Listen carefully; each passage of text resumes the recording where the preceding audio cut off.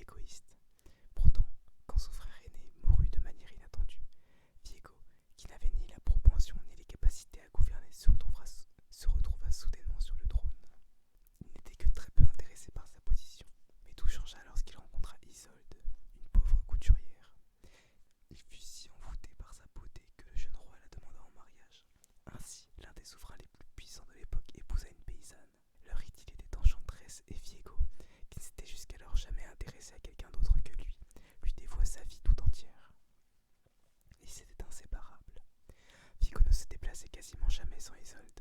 Il couvrait sa reine de cadeaux somptueux et, lorsqu'elle était présente, il était presque impossible d'attirer son attention. Les alliés de Viego étaient furieux. Devant son désintérêt total pour la gouvernance et face au déclin de la nation dû à ses décisions contestables, certains commencèrent à comploter pour mettre fin au règne de leur nouveau roi avant même qu'il ne commence vraiment. Pendant ce temps, les ennemis du royaume en profitèrent pour frapper. Les taux se resserraient autour de Viego.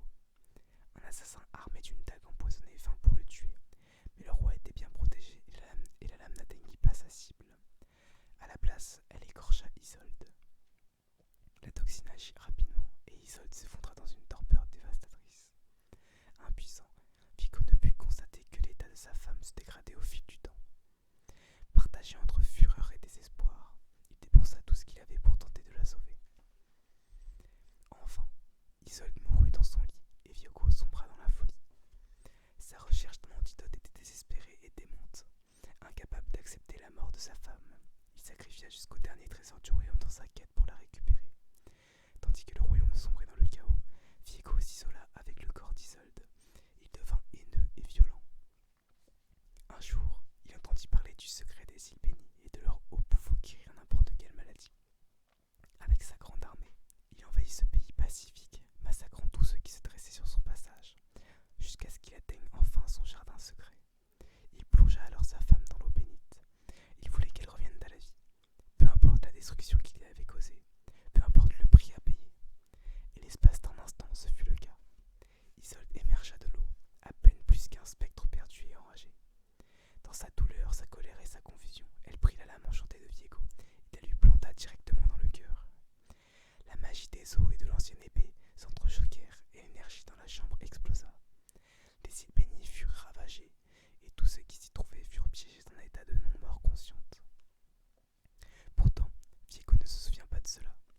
Son pays tomba en ruine, de grandes nations s'élevèrent et chutèrent, et finalement, même son nom fut oublié, jusqu'à ce que, 1000 ans après sa mort, Viego se relève.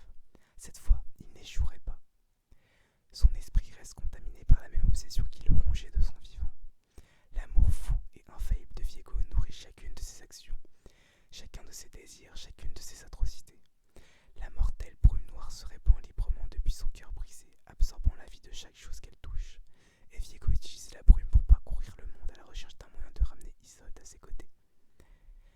Des légions tomberont face à lui avant de se relever pour le servir. Des continents seront avalés par des ténèbres vivantes. Le monde paiera pour chaque moment de bonheur qu'il a volé à un ancien souverain terrassé par un amour dévorant. Tant que ça lui permet de revoir le visage d'Isolde, il se moque de la destruction qu'il sème. Viego fait régner la terreur. Son amour est éternel. Et jusqu'à ce qu'Isolde revienne à lui, tous tomberont devant le roi déchu. Elle. Chaque fois que Viego pensait à son visage, il était légèrement différent. Les yeux étaient parfois trop écartés ou trop rapprochés. Ses joues étaient un peu trop minces ou un peu trop larges. Parfois, ses mains étaient dépourvues d'écales de couturière, d'autres, les longues journées à manier si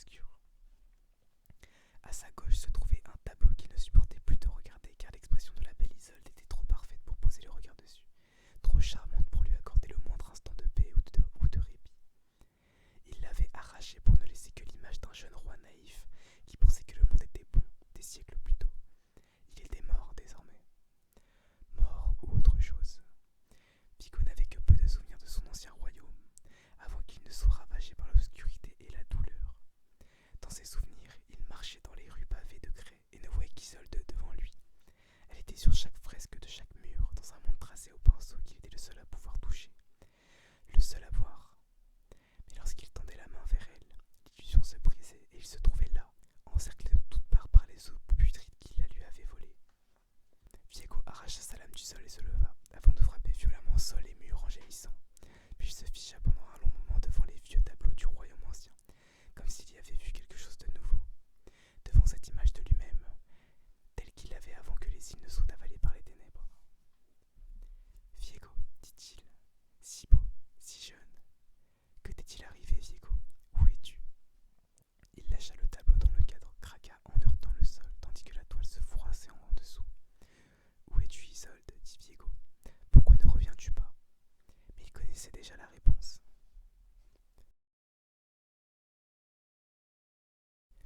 Pour la plupart, la brume noire est une calamité, un véhicule permettant aux spectres infâmes d'assaillir les vivants, de les enlever jusqu'à ce que le soleil périsse et que le monde s'effondre dans le néant. Pour Viego, c'est la tristesse infinie qui s'écoule de son cœur brisé, un témoignage de son amour d'une époque plus paisible aujourd'hui révolue, et un cruel rappel de ce qui lui a été volé il y a bien longtemps. Cette brume qui arpente et infecte le monde avec ses tentacules de ténèbres, qui aspire la vie de tout ce qu'elle touche et ne laisse derrière elle que de la lueur verdâtre et nécrotique de la ruine. Mais cela a également un but, car quand la tristesse de Viego s'intensifie, la brume s'étend, comme attirée par quelque chose d'ancien, de familier, de sûr. Les spectres et les esprits qui l'habitent font ce qu'ils désirent, mais la brume elle-même, elle la cherche constamment. Tout ce que fait Viego, il le fait pour elle. Et cette fois, la brume a trouvé quelque chose, loin du rivage des îles, loin des docks de Bilgewater et des côtes d'Ionia. Quelque chose se trouve sur le continent, dans une ville modeste au bord d'une rivière. Cet objet appelle Viego. Il exige son attention, quel qu'en soit le prix, et malgré les gémissements des gens qui fuient le nuage de mort qui inonde doucement leur demeure et leurs champs, malgré les hurlements des spectres et des horreurs affamées, Viego n'entend qu'une voix, une seule et unique voix. Il n'en comprend pas les paroles, mais il l'imagine appeler son nom.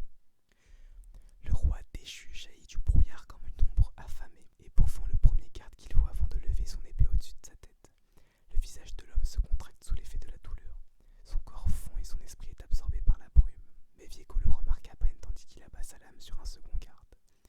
Tout autour de lui, les ghouls se repaissent des vivants et mettent leur corps en pièces tandis que leurs âmes rejoignent les légions du roi. L'air est rempli de chair brûlante, les flèches pleuvent, les épées s'entrechoquent et les guerriers tombent. Cela n'a aucune importance pour Viego. Il lève la main vers le grand mur de la cité et la brume se précipite vers l'avant. Les pierres tombent tandis que la structure est corrompue par la décrépitude. Viego traverse simplement le seuil et le voilà de l'autre côté. Il pourfend deux autres hommes en avançant silencieusement vers la voie. Ils n'ont aucune importance, ils n'ont aucune substance, ne présentent aucun intérêt. Leurs esprits se relèvent derrière lui pour le servir. Le seigneur de la ville se tient désormais devant lui, un homme fier protégeant quelques trésors. Viego en est certain. Mais en tant que seigneur et grand guerrier, peut-être serait-il plus utile d'en faire un vassal qu'un esprit affamé. Stop, dit Viego en levant de nouveau la main. La brume, les spectres, l'horreur, le combat, tout semble se figer sous les ordres du roi déchu. Derrière vous se trouve un trésor dont l'importance vous échappe. Vous allez me le rendre et en échange vous me servirez personnellement. L'homme peine à trouver les mots pour exprimer ce qu'il n'a pas vraiment le courage de dire. Viego lui laisse néanmoins le temps de prononcer lentement ces paroles. Si je vous donne ce trésor, épargnerez-vous la ville? Le roi déchu semble déçu. L'homme ne saura jamais s'il préparait une réponse ou s'il réfléchissait à la situation. Viego apparaît soudainement au-dessus de lui et plonge sa grande lame dans le cœur de ce petit roi apeuré. Son corps glisse le long de l'épée titanesque et les ténèbres se répandent sur sa peau. Viego arrache la porte qui se trouvait derrière lui, dévoilant le trésor. Une vieille boîte à musique usée, un cadeau reçu le jour de son mariage. Elle chuchote quelque chose qu'il ne parvient pas à entendre. Elle semble animée par la douleur, par une tristesse sans limite. Mais Viego la tient simplement dans ses mains et l'observe en imaginant le doux sourire qui danserait sur le visage d'Isolde lorsqu'il la reverrait. Que t'ont-ils fait, mon amour? Dit-il tandis que l'homme qu'il vient de tuer